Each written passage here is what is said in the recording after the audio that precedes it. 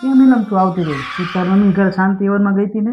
તો નથી એવું કે આ શાંતિ હવન ચાલુ થાય ને એ પેલા ફઈબાઈ બાઈ જા એમાં શાંતિ હવન રહ્યો ઊભો. અને તમારે પેલા શાંતિ એવરની નહીં, સ્વભાવ સુધારવાની જરૂર છે. પેલા ઈ કરવા હા ઘરના.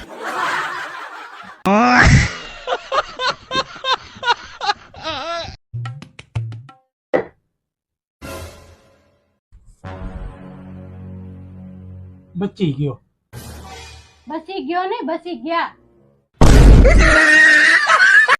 તમે થોડુંક મગજથી કામ લીધું હોત ને દર મહિને બચત કરી હોત ને તો મહિને 2 ડ્રેસ તમારે આવી જ જાત આરામથી એમ. મેં મગજથી કામ લીધું હોત ને તો આ 2 ડ્રેસ લેવાની ઉપાધિ જ નહોતી.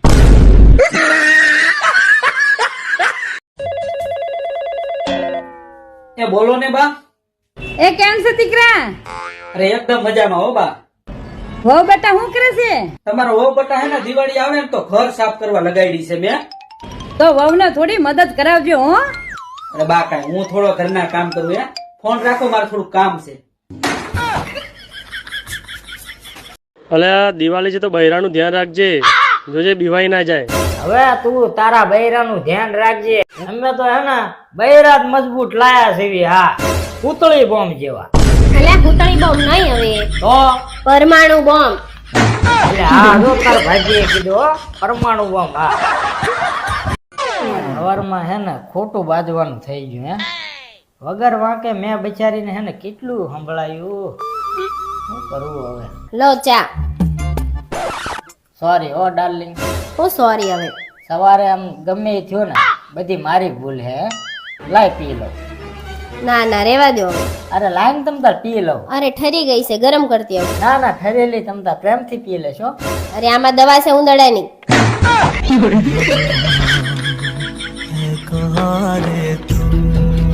બહુ બધા પૈસા કમાવો ને તો તારા નામની એક મસ્ત મજાની ગાડી લાવવી છે.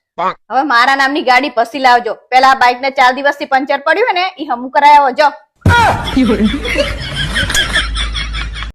કાલ રાતે હું તો ત્યારે તો શિયાળો હતો અને હવે જાય તો ચોમાસું આવી ગયું. આ કાંઈક 5-6 મહિના વધારે ખુવાઈ ગયું ને.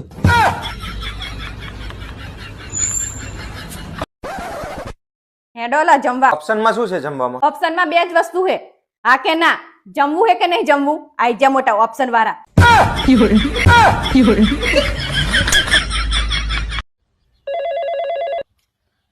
હાલો. કાલે હું રાતે તમે તમારા ઘર દેકારા કરતા હતા. હવે દેકારા ન કરું તો શું કરવું? કા હું થયું? અરે હું હાંજે હૂતો ને તો એ શિયાળો હતો, સવારે ઉઠ્યો ને તો ચોમાસું બેહી ગયું. હવે આખો શિયાળો ઉનાળો હું 8 મહિના હૂતો રહ્યો તોય મારા ઘરના હવે મને ઉઠાડ્યો નહીં. અને તું હવે 8 મહિને મને ફોન કરે છે એમ ને? આને મગજ છટકી ગયો લાગે. 2500 ના કપડા છે, ઓલી ભાવ સાંભળશે ને તો ગુસ્સો કરશે, કે છે તમે છેતરાઈને જ આવો છો, બિલ ફાડી નાખવા દે મને. અરે વાહ, કપડા લાયા મસ્ત છે હો. કેટલા ના આયા? ખાલી 500 રૂપિયાના આવ્યા છે. અલ્યો 500 રૂપિયા તમે બીજા લઈ લેજો. આજે ભાઈ બીજ છે ને તો મારા ભાઈને ગિફ્ટ કરી દઈશ.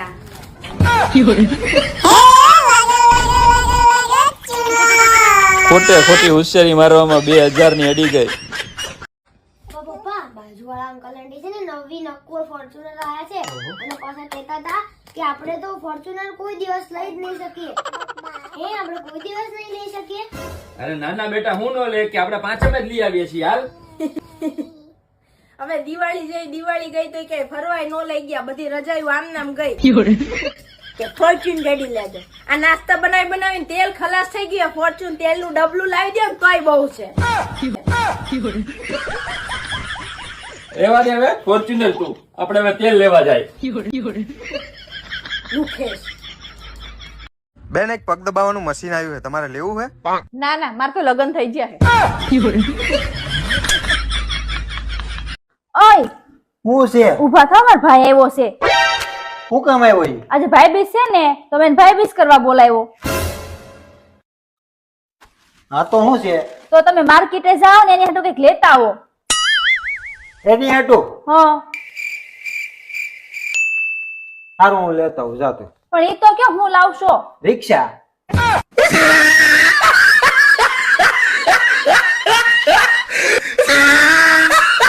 યાર લગ્નના ટાઈમે તે મને કેવા કેવા વચન આપ્યા હતા કે હું તમારી ઇજ્જત કરીશ, તમારી સેવા કરીશ, પણ ઈમાયલું તું કશું કરતી જ નહીં. તો શું એટલા બધાની વચ્ચે તમારી જોડે હું માથાકૂટ કરવા બેહું?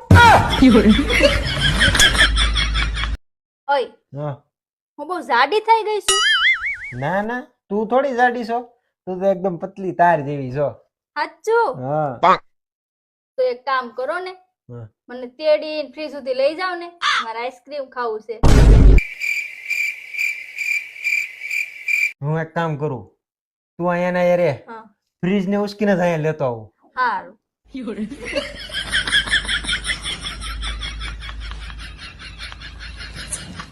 ગામ આખું પોતાની બૈરીને દિવાળીમાં ફરવા લઈ જાય છે.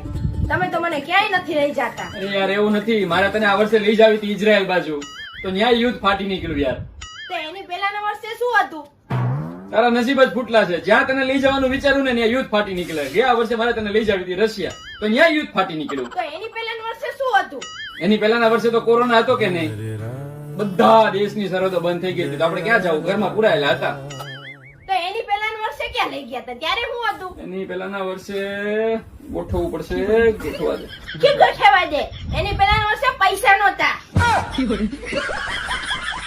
લુખેશ નસીબ જ ફૂટલા હે મારા તો.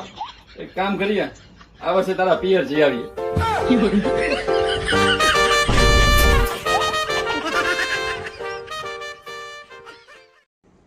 પોતાના પતિને હંમેશા પરમેશ્વર સમાન ગણવો જોઈએ અને એની સેવા કરવાથી સંસાર સ્વર્ગ જેવો બની જાય છે. પતી ગયું તો હું કપડા ધોવા બેસી છું. આ કેવું ઘર તમે બનાવી દીધું છે? હવે આટલું સરસ મજાનું ઘર બનાવી દીધું છે તને.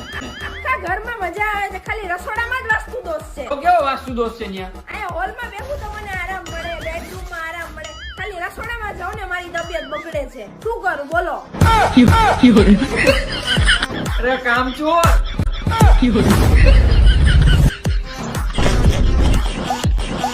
રસોઈ કરવી જ નથી ગમતી, બધું બહાર જ ખાવું છે. અરે વાહ, મેં કીધું એટલે તે વાંચવાનું ચાલુ કરી દીધું એમ? હા હો.